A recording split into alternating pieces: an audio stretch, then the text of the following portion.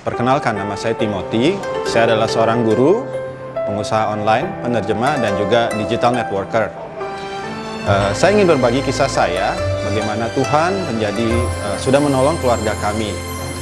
Di tahun 99, saya memulai suatu bisnis, suatu usaha yang ujungnya kemudian di 2014 mengalami kebangkrutan. Dan akibatnya, saya terlilit hutang yang sangat besar.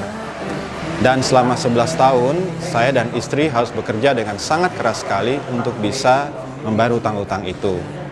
Dan setiap hari, setiap malam kami berdua bersama-sama berdoa, mohon pertolongan Tuhan, kiranya Ia memberikan mujizat untuk memberikan solusi bagi masalah keuangan kami ini. Dan Tuhan menjawab lewat waktu dan caranya. Di tahun 2014, bulan Oktober, istri saya mengalami pendarahan akut sehingga harus dibawa ke rumah sakit. Saat dia tiba di UGD, normalnya HB itu 11-12, tapi dia sisa 4,5 HB-nya. Akibatnya dokter lalu memutuskan untuk memindahkan istri saya dari UGD ke ruang high care unit dan langsung memesan 30 kantong darah malam itu juga. Singkat cerita, kondisi yang dialami istri saya itu ternyata disebabkan oleh adanya tumor yang berlokasi di usus halusnya. Dan dokter menyarankan untuk melakukan operasi. Saat itu saya sudah tidak memikirkan lagi berapa besar biaya yang harus dikeluarkan, karena nyawa istri saya jauh lebih penting. Singkat cerita, operasi berjalan dengan baik, dan setelah itu saya harus diperhadapkan dengan suatu kenyataan yang sangat menegangkan sekali. Asuransi kesehatan istri saya ditolak.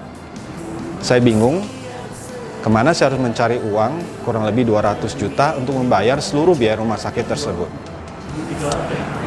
Puji Tuhan, ternyata kantor tempat istri saya bekerja bersedia mengcover sebagian besar dari biaya rumah sakit tersebut. Kayak saya pikir masalah sudah selesai.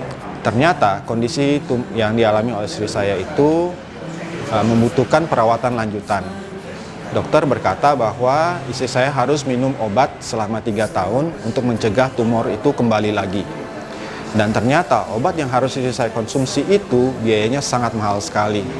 Itu setara dengan kalau kita membeli 4 mobil baru atau setara dengan harga rumah kami. Kami bingung, tidak tahu harus bagaimana. Satu-satunya cara yang kami lakukan adalah kami kembali berdoa dan berdoa. Dan Tuhan kembali menunjukkan kemurahannya. Ternyata biaya pengobatan yang begitu besar bisa di-cover dengan BPJS. Ya, BPJS. Bukan hanya biaya pengobatan, tapi plus juga biaya lab dan check up dan lain-lain. Semua di-cover oleh BPJS. Kami sungguh bersyukur untuk itu. Dan saya pikir masalah sudah selesai. Ternyata belum. Tuhan ternyata masih ingin kami belajar untuk bersandar kepadanya dengan lebih baik lagi. Ternyata obat yang istri saya minum itu termasuk kategori obat kemo yang punya efek samping sangat keras, terutama untuk organ dalam tubuh. Jadi ini adalah suatu dilema dan simalakama ya. Makan obat, tumor nggak kembali, tetapi organ dalam bisa rusak. Jadi apa yang harus dilakukan?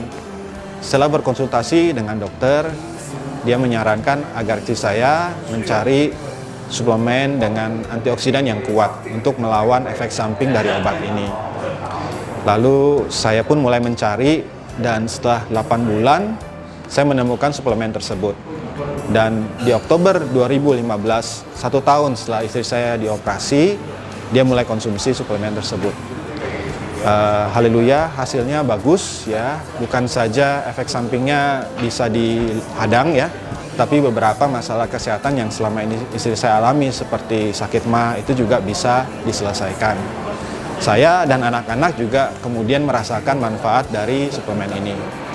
Nah, kisah ini kemudian kami bagikan ke teman-teman yang lain, ke keluarga yang lain, dan mereka pun merasakan manfaat yang sama dan senang dengan hasilnya. Dan guess what guys, dari hasil sharing-sharing tersebut, cerita-cerita tersebut, ternyata kami bisa melunasi hutang yang melilit kami selama 11 tahun hanya dalam waktu 1 tahun. Jadi ternyata Tuhan punya rencana dan jalan yang jauh di atas nalar manusia. Apa yang bagi kami manusia adalah musibah, ternyata di tangan Tuhan dipakai sebagai jalan menuju berkat dan kelimpahan. Saat ini saya melayani sebagai chapter presiden di DMP Karawaci. Dan saya bersyukur lewat komunitas ini, saya punya wadah untuk bertumbuh, untuk bersekutu, dan juga untuk berbagi kebaikan, berbagi kesaksian, menguatkan teman-teman yang lain. Demikian kisah saya, terima kasih sudah mendengarkan. Tuhan memberkati.